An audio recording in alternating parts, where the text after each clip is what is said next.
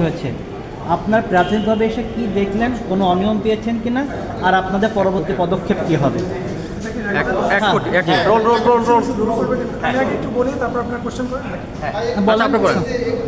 ধন্যবাদ সবাইকে। দুর্নীতি দমন কমিশন প্রধান কার্যালয় থেকে আজকে দক্ষিণ সিটি কর্পোরেশনের একটি অভিযোগের প্রেক্ষিতে আমাদের 2 সদস্যের একটি টিম আজকে অভিযান পরিচালনা করে।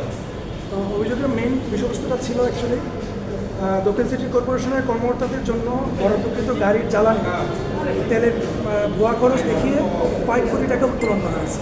এটা ছিল অভিযোগের বিষয়বস্তু। আমরা ওই অভিযোগের প্রেক্ষিতে আজকে একটা অভিযান পরিচালনা করি। এখানে তো বিভিন্ন রেকর্ডপত্র আমরা পর্যালোচনা করার প্রেক্ষিতে যেটা প্রাথমিক প্রতিমান হয়েছে যে এই অভিযোগের সত্যতা রয়েছে।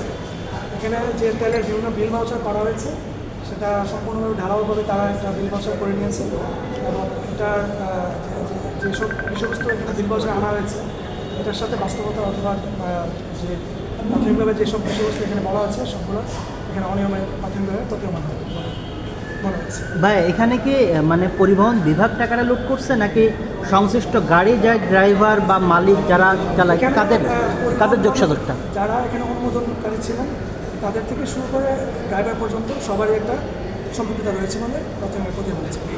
অর্থাৎ পরিবহন সেক্টর থেকে শুরু করে ড্রাইভার যখন প্রাথমিকভাবে জমা দেওয়া হয়, সাবমিট করা হয়, তখন পরিবহন কর্মকর্তারা সেটা অনুমোদন করে।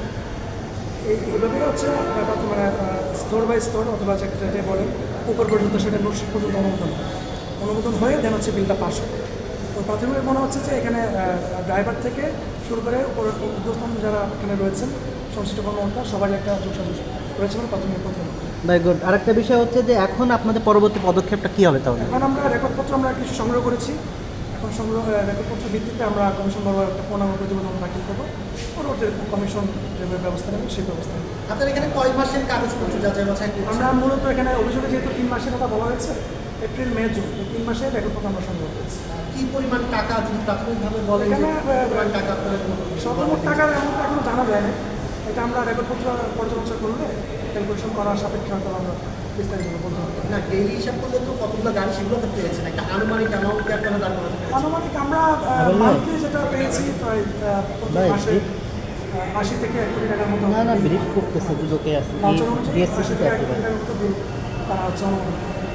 এখন ওখানে রেকর্ডপত্র বোঝা যাবে এখানে কোন বিল বছরগুলো শেষ হলে চলে আসছে।